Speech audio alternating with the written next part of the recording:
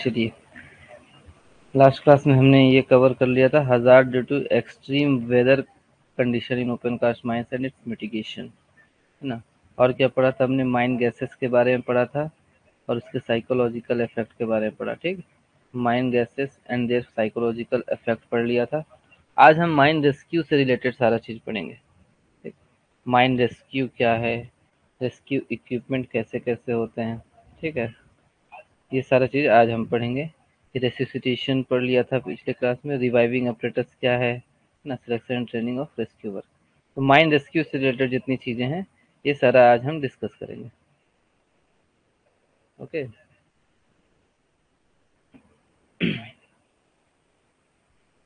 चलिए।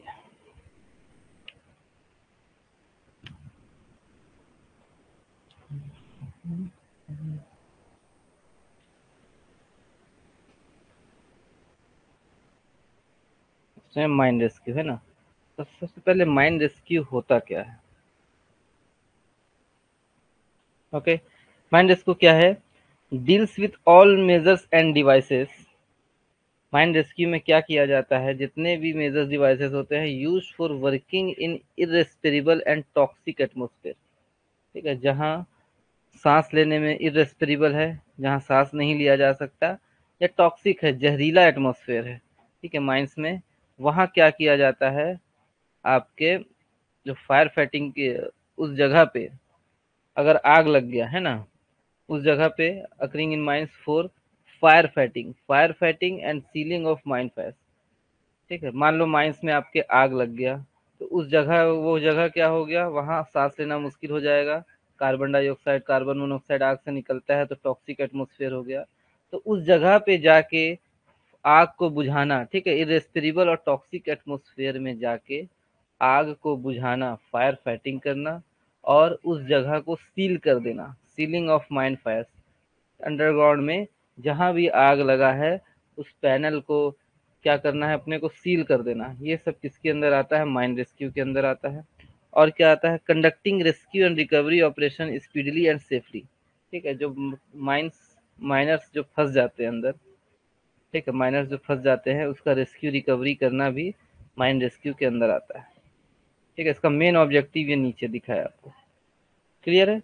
Mine rescue क्या है? इरेस्पिरेबल और टॉक्सिक एटमॉस्फेयर में, ऐसा एटमॉस्फेयर जो कि सांस लेने में वहाँ सांस नहीं लिया जा सकता, जहरीला एटमॉस्फेयर है। ठीक है, वहाँ जा करके अगर आग लगा है तो फायर फाइटिंग करना और उस जगह को सील ऑफ कर देना ताकि आग माइंस में आगे ना पहुंचे, आग को ऑक्सीजन ही ना मिले जिससे आग बुझ जाए। आग जलने के लिए सबसे इम्पोर्टेंट चीज क्या है? ऑक्सीजन। जब सील कर देंगे हम उस जगह को तो वहाँ क्या होगा? ऑक्सीजन ही नहीं मिलेगा, तो वो क्या होगा? आग बुझ जाएगा। ओके, और रेस्क्यू रिकवरी ऑपरेशन करना है, सेफली करना है और जल्दी जल्दी करना है। ठीक है, स्पीडली, समय भी हमें बचाना है और सेफली भी करना है। मेन ऑब्जेक्टिव क्या है? Saving of lives of men overcome by toxic gases और oxygen deficient atmosphere is the most important objective of mine rescue. Main objective, बहुत इंपॉर्टेंट ऑब्जेक्टिव क्या है माइन रेस्क्यू का? कि इंसान का जान बचाना, saving of life of man overcome by toxic gases और ऑक्सीजन डेफिशिएंट एटमॉस्फेयर।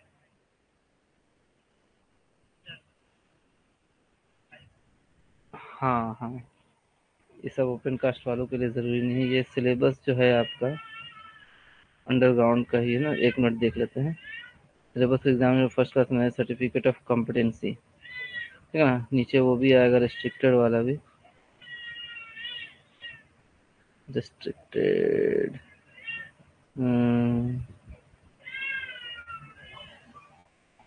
देख लेते हैं, नहीं दिया होगा, देख लेते हैं आपके सिलेबस में है कि नहीं है। एक मिनट रुकिएगा। सिविल एग्जाम में फर्स्ट क्लास में सर्टिफिकेट कंप्लीट रिस्ट्रिक्टेड, रिस्ट्रिक्टेड वाला आ गया ना। General safety, safety in mine risk management in mine gases, mine explosion. ठीक दिया है भाई, ये आपका रिस्ट्रिक्टेड में भी देखिए दिया है। डिजास्टर मैनेजमेंट में माइन रेस्क्यू, है ना, rescue equipment and reviving apparatus, ये सारा चीज आपके रिस्ट्रिक्टेड में भी दिया हुआ है। ठीक है, ये सिलेबस था आपका। Syllabus for the examination of first class manager certificate of competency restricted to coal mines having open cast working only। ठीक है, वैसे ये रेस्क्यू वाला काम सिर्फ और सिर्फ अंडरग्राउंड वालों के लिए होता है, ये क्लियर कर लीजिए। रेस्क्यू सिर्फ और सिर्फ अंडरग्राउंड में होता है। यहाँ हो गया in the event of fire, main objective क्या हो गया, सबसे इंपॉर्टेंट ऑब्जेक्टिव कि जो इंसान ऐसे जगह में फंसेंगे टॉक्सिक गैसेस वाले जगह में और ऑक्सीजन डेफिशिएंट एटमॉस्फेयर में, ऐसे जगह में जो तो हमारे वर्कर्स फंसे हुए हैं उनके लाइफ को बचाना, इसका सबसे इंपॉर्टेंट ऑब्जेक्टिव क्या है, माइन रेस्क्यू क्या। In the event of a fire, in the event of a fire or explosion in underground coal mines, the air is likely to be irrespirable because of toxic gases or the absence of oxygen। क्या होता है, जब भी mines में या तो आग लगता है या एक्सप्लोजन होता है तो उस समय क्या होता है, जो हवा रहता है उसमें क्या होता है, इरेस्पिरेबल हो जाता है। वो हवा क्या होता है, सांस लेने लायक नहीं रहता। इरेस्पिरेबल के मतलब सांस लेने लायक वो हवा नहीं रहता, क्योंकि उसमें टॉक्सिक गैसेस मिल जाते हैं और ऑक्सीजन का कमी हो जाता है। ठीक है, तो जब भी आग लगता है in the event of fire और एक्सप्लोजन, फायर और एक्सप्लोजन होने के कारण क्या होता है, अंडरग्राउंड कोल माइंस में एयर क्या होता है, इरेस्पिरेबल हो जाता है। किसके कारण, टॉक्सिक गैसेस उसमें आ जाते हैं और ऑक्सीजन का कमी हो जाता है। Therefore, all underground coal miners are required to have access to emergency escape breathing apparatus। इसलिए जितने भी कोल माइनर्स हैं अंडरग्राउंड में जो काम करते हैं उनको स्केप ब्रीथिंग apparatus को यूज करना आना चाहिए और उनके एसेस में होना चाहिए। मान लीजिए कुछ माइंस में हुआ, एक्सप्लोजन हुआ, आग लग गया, तो ऐसे जगह पे स्केप ब्रीथिंग apparatus रहना चाहिए ताकि आसानी से उनको एसेस हो, एसेस मतलब वहां पहुंच सके। ठीक है, in order to recover the mine after a fire और explosion or to rescue trapped miners, mine rescue team use long duration closed circuit self contained breathing apparatus। अब देखिए ये रेस्क्यू apparatus का नाम है। ठीक है, ये क्या है, रेस्क्यू apparatus का नाम है self contained breathing apparatus।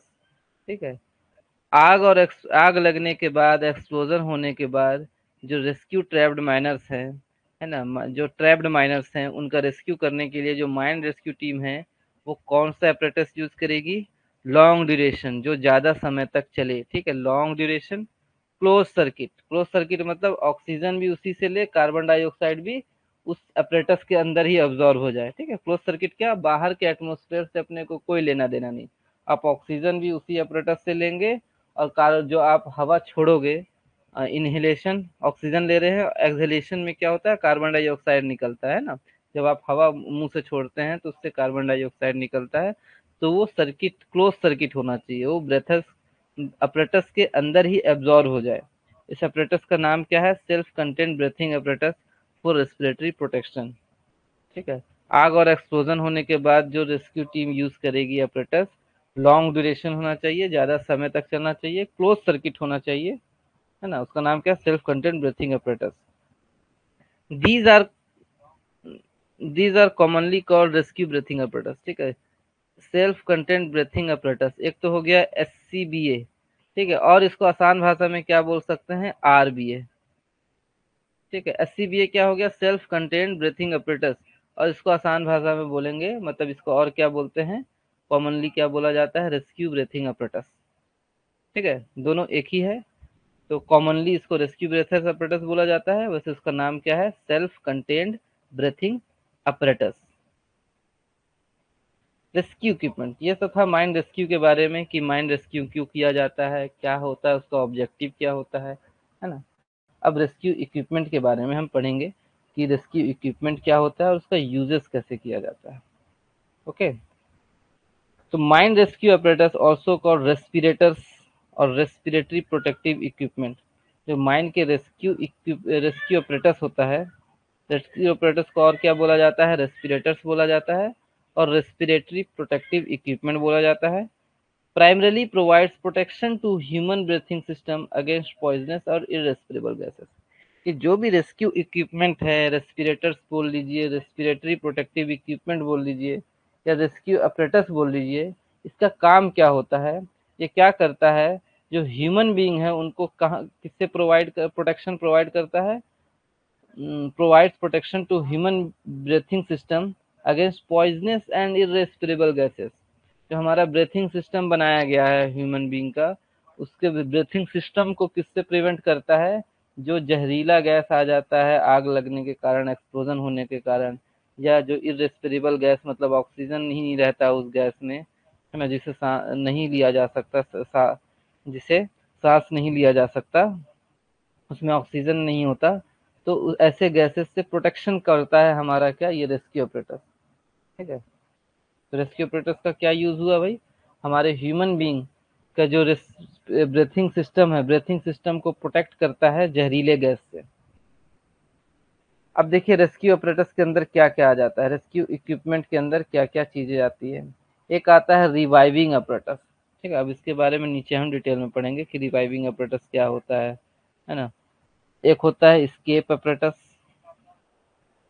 Self rescuers, gas mask and self contained breathing apparatus, जो भी हमने ऊपर पढ़ा था, SCBA विद कंप्रेस्ड ऑक्सीजन और लिक्विड ऑक्सीजन। ठीक है, उसमें ऑक्सीजन या तो कंप्रेस करके रखा रहता है या लिक्विड ऑक्सीजन यूज होता है ना। तो ये सारी चीजें क्या आ जाएंगे, रेस्क्यू इक्विपमेंट के अंदर आ जाएंगे। ठीक है, ये सारी चीजें क्या है, रेस्क्यू इक्विपमेंट है। एक है reviving apparatus, escape apparatus, self rescuers, gas mask, self contained breathing apparatus।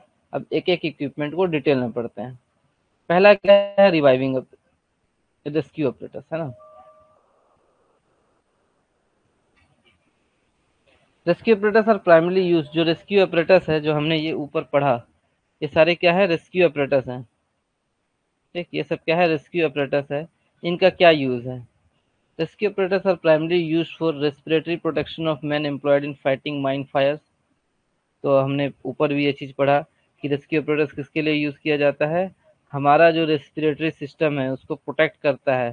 ठीक है, अगर हम माइन फायर्स को फाइट करने के लिए जा रहे हैं, फायर फाइटिंग करने जा रहे हैं माइंस के अंदर में, उसको क्या करता है, रेस्पिरेटरी प्रोटेक्शन देता है। In rescue and recovery work after explosion, और रेस्क्यू ऑपरेटर्स किस लिए यूज किया जाता है, एक्सप्लोजन के बाद जो रेस्क्यू और रिकवरी वर्क होता है उसको, उसमें यूज किया जाता है रेस्क्यू ऑपरेटर्स का।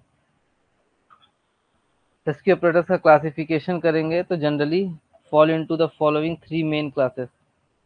ठीक है, तीन मेन, अगर उसको डिवाइड करेंगे, रेस्क्यू ऑपरेटर्स कितने टाइप के होते हैं। एक होता है सेल्फ कंटेंट ब्रीथिंग ऑपरेटर्स, एक होता है फिल्टर ऑपरेटर्स और filter respirators, fresh air tube breathing operators और सप्लाइड एयर रेस्पिरेटर्स। ठीक है, ये तीन तरीके का है।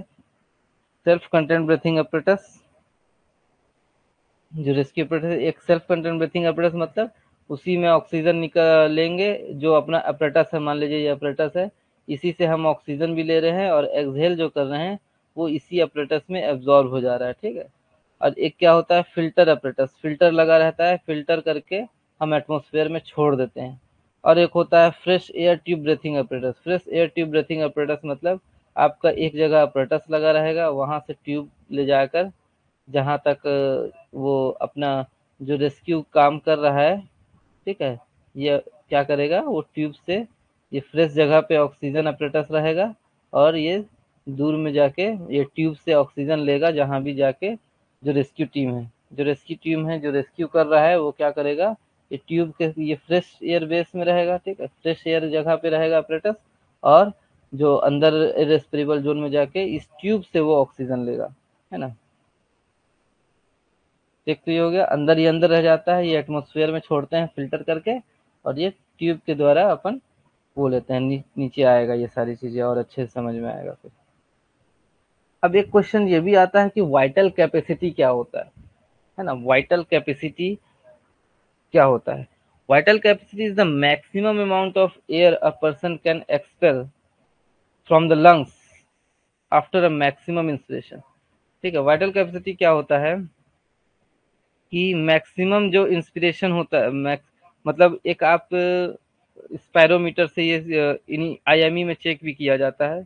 आप लोगों को याद होगा आईएमई में क्या होता है, आपका स्पायरोमीटर से, ये स्पायरोमीटर से क्या होता है, चेक किया जाता है कि आपका लंग्स सही से काम कर रहा है कि नहीं। ठीक है, मैक्सिमम इनहेलेशन कराते हैं, फिर आपको बोलते हैं हवा छोड़ो, है ना।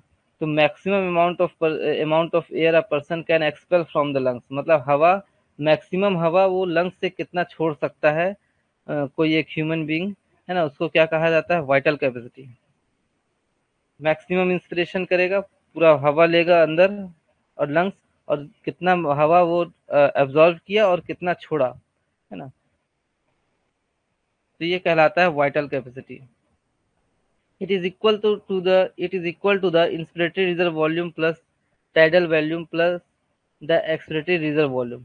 ठीक है, ये मान लो वाइटल कैपेसिटी के बारे में इज इक्वल टू क्या होता है, इंस्पिरेटरी रिजर्व IRV प्लस, ये क्या हो गया, inspiratory reserve volume plus tidal volume. ठीक है, tidal volume plus expiratory reserve volume, ये आपका फॉर्मूला जैसा होता है वाइटल कैपेसिटी का। ठीक है, तो ये हो गया इंस्पिरेटरी, मतलब जो आप हवा अंदर ले रहे हो वो कितना ले रहे हो, कि कितना ऑब्जर्व कर रहे हो और कितना बाहर छोड़ रहे हो। ठीक है, ये क्या हो गया आपका वाइटल कैपेसिटी। लंग्स में आप कितना हवा अंदर ले रहे हो वो हो गया inspiratory reserve volume. Tidal volume जितना आप कंज्यूम कर रहे हो हवा, और एक्सपिरेटरी रिजर्व वॉल्यूम कितना आप हवा छोड़ रहे हो। ठीक है, ये क्या कहलाता है, vital capacity. A person vital capacity can be measured by a spirometer. हाँ, क्वेश्चन ये भी आ सकता है कि वाइटल कैपेसिटी को किस चीज से मेजर किया जाता है ना, उसका इंस्ट्रूमेंट कौन सा है, तो स्पायरोमीटर। ये याद रखना इंपॉर्टेंट है कि वाइटल कैपेसिटी को मेजर करने के लिए जिस इक्विपमेंट का यूज किया जाता है उसे स्पायरोमीटर कहा जाता है। Which can be a wet or regular spirometer, है ना, और स्पायरोमीटर भी दो टाइप का होता है, वेट या regular. In combination with other psychological measurements, the vital capacity can help make a diagnosis of underlying lung disease. Vital capacity को क्यों किया जाता है, वाइटल कैपेसिटी से हमें क्या पता चलता है कि कोई लंग्स से रिलेटेड डिसीज तो नहीं है ना, जो हमारे लंग्स होते हैं उससे रिलेटेड कोई डिसीज तो नहीं है, वो किससे पता चलता है, vital capacity. The unit that is use to determine this vital capacity is millilitre. ठीक है, किसमें ये अपन मेजर करते हैं, मिलीलीटर। मिलीलीटर में वाइटल कैपेसिटी को मेजर किया जाता है। अब देखिए वो कैपेसिटी बता दिया गया है कि नॉर्मल एडल्ट का वाइटल कैपेसिटी कितना होना चाहिए, 3 से 5 लीटर। ठीक है, ये जो फॉर्मूला है, जब इसे सब मिलाएंगे आप, तो जब 3 से 5 मिलीलीटर, 3 से 5 लीटर अगर आ रहा है तो क्या है, आप नॉर्मल हैं। After the age of 20 vital capacity decreases approximately 250 cc per ten year. ठीक है, तो 20 साल के एज के बाद वो वाइटल कैपेसिटी डिक्रीज हो जाता है approximately 250 cc per ten year. तो नॉर्मल एडल्ट का ये याद रखना है कि नॉर्मल एडल्ट का वाइटल कैपेसिटी कितना होता है, 3 से 5 लीटर। ठीक है, 3 से 5 लीटर क्या होता है, नॉर्मल एडल्ट का वाइटल कैपेसिटी। तो वाइटल कैपेसिटी से अगर पूछेगा तो क्या पूछेगा, वाइटल कैपेसिटी क्यों यूज करते हैं, वाइटल कैपेसिटी से हमें क्या पता चलता है, तो वाइटल कैपेसिटी क्या पता चलता है कि लंग्स से रिलेटेड कोई डिसीज तो नहीं है। किस इंस्ट्रूमेंट से नापते हैं, स्पायरोमीटर से नापते हैं। और वाइटल कैपेसिटी का ये फॉर्मूला पूछ सकता है। ठीक है, IRV inspiration inspiratory reserve volume plus tidal volume plus expiratory reserve volume.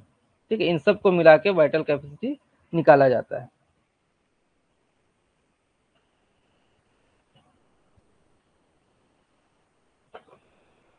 चलिए,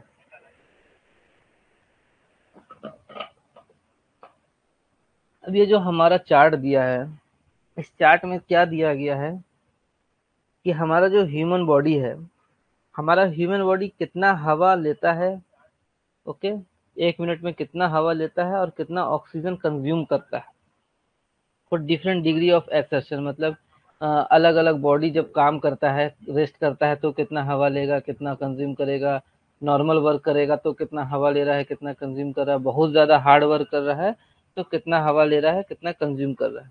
जब हम ऑपरेटर्स यूज़ करेंगे ये सारा चीज़ हमें जानकारी होना चाहिए कि हमारा बॉडी कितना हवा लेता है, कितना कंज्यूम करता है।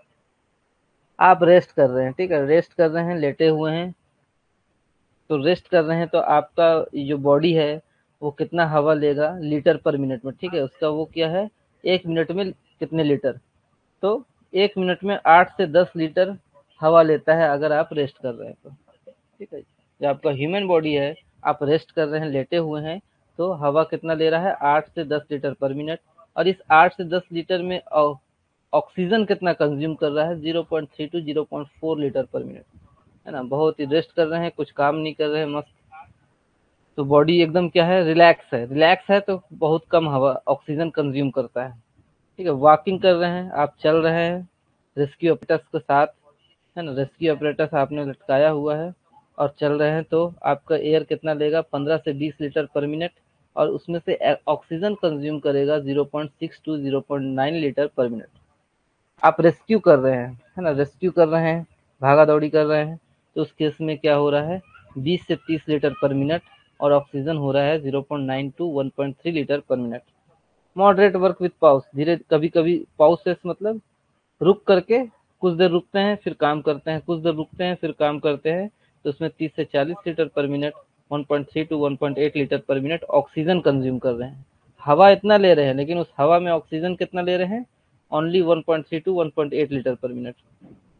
हार्ड वर्क कर रहे हैं, ठीक है, हार्ड वर्क कर रहे हैं, बीच बीच में रुक जा रहे हैं। हार्ड वर्क कर रहे हैं, जैसे मान लो स्ट्रेचर लेके ढोना, है ना, हार्ड वर्क हुआ।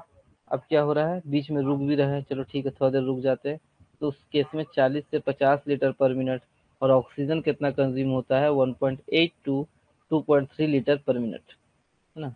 अब बहुत ही ज्यादा हार्ड वर्क कर रहे हैं फॉर शॉर्ट ड्यूरेशन, थोड़े समय के लिए क्या कर रहा है, बिना रेस्ट, सॉरी, बिना पॉज के, बिना रुके आप क्या कर रहे हैं, बहुत ज़्यादा हार्ड वर्क कर रहे हैं शॉर्ट ड्यूरेशन के लिए, तो उस केस में आपका एयर इनहेलेशन का रेट हो जाता है 60 से 90 लीटर पर मिनट। 1 मिनट में आप 60 से 90 लीटर हवा लेते हैं, और ऑक्सीजन उसमें से कितना कंज्यूम करते हैं, 2.7 टू 4 लीटर पर मिनट। ठीक है, ये आपका ह्यूमन बॉडी का हवा लेने का और उसमें से ऑक्सीजन कंज्यूम करने का चार्ट है, कि आप क्या काम करेंगे तो आपका बॉडी कितना हवा लेगा और उस हवा में से कितना ऑक्सीजन कंज्यूम करेगा, है ना। उस हिसाब से आप अपना अपरेटस बनाएंगे, उसमें ऑक्सीजन रखेंगे कि हमारा हार्ड वर्क है तो इतना ऑक्सीजन लग जाएगा, है ना। इससे आप क्या कर रहे हैं, अंदाज़ा आपको लग जाएगा कि आपको कैसा अपरेटस चाहिए। हार्ड वर्क है तो आप लॉन्ग ड्यूरेशन अपरेटस ले जाएंगे, ताकि ऑक्सीजन आपका ज़्यादा कंज्यूम होगा, उसमें 2 लीटर से 4 लीटर पर मिनट,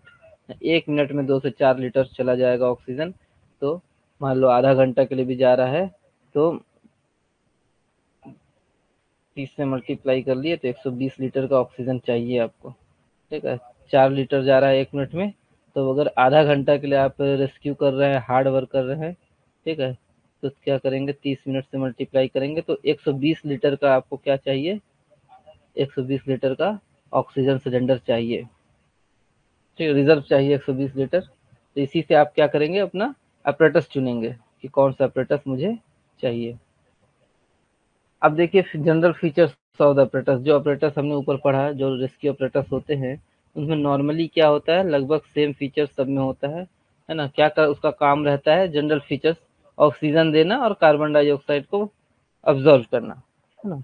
पहला क्या है, ऑल ऑफ द अपरेटस, जितने भी अपरेटस हमने ऊपर पढ़ा, are similar in their basic function. जो बेसिक फंक्शंस होते हैं वो लगभग सबके सिमिलर होते हैं। जिसका बेसिक फंक्शंस क्या होता है, which are to provide O2 oxygen to the user and absorb carbon dioxide produced by the user। ठीक है, जो ऑक्सीजन क्या प्रोवाइड कर रहा है, ये जो भी अपरेटस होता है वो क्या करता है, यूजर को ऑक्सीजन प्रोवाइड करता है, और जो कार्बन डाइऑक्साइड अब प्रोड्यूस कर रहा है यूजर, यूजर से जो कार्बन डाइऑक्साइड निकल रहा है, तो उसको एब्जॉर्ब करता है, absorb carbon dioxide produced by the user. ठीक है, तो जितने भी ऑपरेटर्स है उसका बेसिक फंक्शन क्या है, ऑक्सीजन देना और कार्बन डाइऑक्साइड जो निकल रहा है यूजर से उसको एब्जॉर्ब करना। ठीक है, ये बेसिक फंक्शन है सारे ऑपरेटर्स का।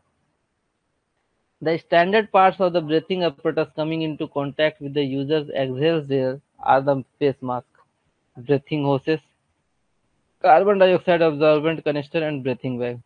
ठीक है, जो ब्रीथिंग अपरेटस होते हैं उनके पार्ट्स क्या होते हैं, नॉर्मली क्या क्या पार्ट्स होते हैं जो ब्रीथिंग अपरेटस होते हैं।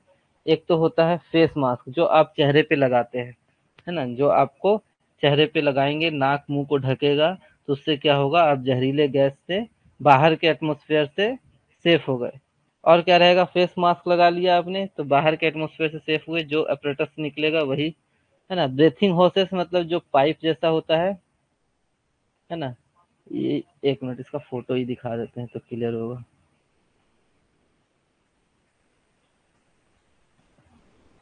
कहाँ गया?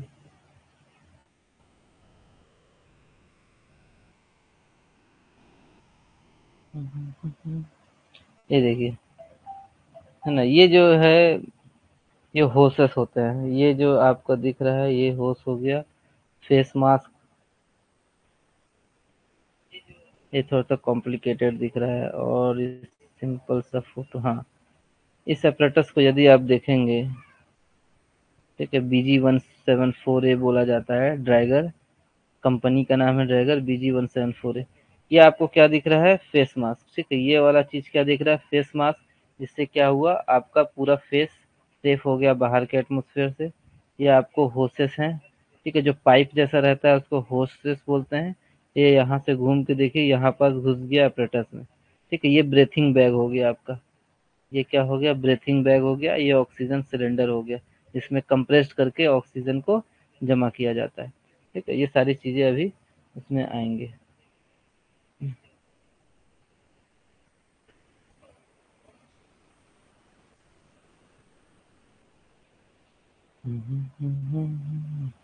चलिए, ठीक है। तो एक ब्रीथिंग होसेस हो गया, जिससे वो पाइप जैसा है उसको क्या बोला जाएगा? ब्रीथिंग होसेस, जिससे ऑक्सीजन जाता है हमारे फेस तक। कार्बन डाइऑक्साइड एब्जॉर्बेंट कैनिस्टर, ठीक है। एक ऐसा कैनिस्टर, मतलब उसमें था जिसमें कार्बन डाइऑक्साइड एब्जॉर्ब होता है, ठीक है। एक चैम्बर रहेगा जिसमें कार्बन डाइऑक्साइड एब्जॉर्ब होगा, और एक ब्रेथिंग बैग, जो ब्रेथिंग बैग बीच में था वो क्या था? Breathing bag. Oxygen is stored in the apparatus as either a solid, ठीक है। सॉलिड के रूप में अगर ऑक्सीजन स्टोर किया जाएगा तो उसको क्या बोलेंगे? सॉलिड मतलब ये केमिकल है, पोटेशियम सुपर ऑक्साइड, ठीक है, KO2। या तो सॉलिड के रूप में अगर ऑक्सीजन स्टोर किया जा रहा है तो क्या हो रहा है? KO2, ठीक है। और लिक्विड लिक्विड के रूप में भी ऑक्सीजन को अपरेटस में रखा जा सकता है, और गैस, ठीक है। ऑक्सीजन को जो अपरेटस में आप लेके जाएंगे वो तीन फॉर्म में रहता है। या तो लिक्विड ऑक्सीजन रहेगा, या तो गैस फॉर्म में रहेगा। अगर सॉलिड के फॉर्म में रहेगा तो ये है पोटेशियम सुपर ऑक्साइड। ये जब केमिकल रिएक्शन होता है तो क्या देता है? आपका ऑक्सीजन। ये क्वेश्चन गेट वगैरह में आ चुका है कि जो आपका सिर्फ इसमें ऑक्सीजन को, सॉलिड वाला जो रहेगा, सॉलिड के रूप में अगर आप ऑक्सीजन को ले जाएंगे तो कौन सा केमिकल यूज करते हैं, है ना। तो ये है केमिकल फॉर्मूला उसका, पोटेशियम सुपर ऑक्साइड। तो ये आ सकता है। The carbon dioxide absorbent used were lithium hydroxide, ठीक है। लिथियम हाइड्रोक्साइड क्या है? कार्बन डाइऑक्साइड को एब्जॉर्ब करने के लिए जो केमिकल डाला जाता है वो लिथियम हाइड्रोक्साइड होता है, कैल्शियम हाइड्रोक्साइड होता है, सोडियम हाइड्रोक्साइड होता है। और a combination of these usually simple poured into a canister packed bag design. ये भी क्वेश्चन आ सकता है कि कार्बन डाइऑक्साइड के एब्जॉर्बेंट के कौन कौन से हैं, है ना। तो जितने भी देखिए हाइड्रो ऑक्साइड दिख रहे हैं, जितने भी हाइड्रो ऑक्साइड दिख रहे हैं वो क्या है? आपके कार्बन डाइऑक्साइड एब्जॉर्बेंट है। जिसमें LiOH lithium hydroxide, CaOH calcium hydroxide, NaOH sodium hydroxide, ये जो तीन दिख रहे हैं ये क्या है? Carbon dioxide absorbent. मतलब जो एक चैम्बर है जिसमें कार्बन डाइऑक्साइड को एब्जॉर्ब किया जाता है उसमें ये सारे केमिकल्स रहते हैं, ठीक है। Lithium hydroxide, calcium hydroxide, sodium hydroxide, इनमें से कोई भी रह सकता है या इनका कॉम्बिनेशन रहता है, जो कि उस चैम्बर में कार्बन डाइऑक्साइड को क्या करते हैं? एब्जॉर्ब करते हैं, ठीक है। तो ये भी इम्पोर्टेंट है कि कार्बन डाइऑक्साइड एब्जॉर्बेंट क्या क्या है। तो ये सारी चीजें आपके कार्बन डाइऑक्साइड के एब्जॉर्बेंट हैं। जनरल देखा जाए, exhale there is channel through the exhalation breathing hose to the CO2 absorbent canister. यानी क्या होता है? हम जो हवा छोड़ते हैं वो क्या होता है?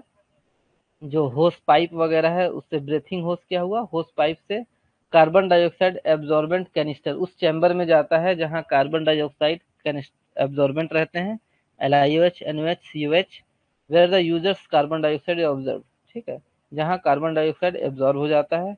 And then the flexible breathing bag, उसके बाद हवा कहाँ जाता है? फ्लेक्सिबल ब्रीथिंग बैग में, जो बीच में मैंने दिखाया था वो फ्लेक्सिबल ब्रीथिंग बैग है, ठीक है, वो फ्लेक्सिबल रहता है। It is store there. To watch the complete video, download the Mining Gyan app from the Play Store. Enjoy a seamless learning experience without interruptions and subscribe to our YouTube channel.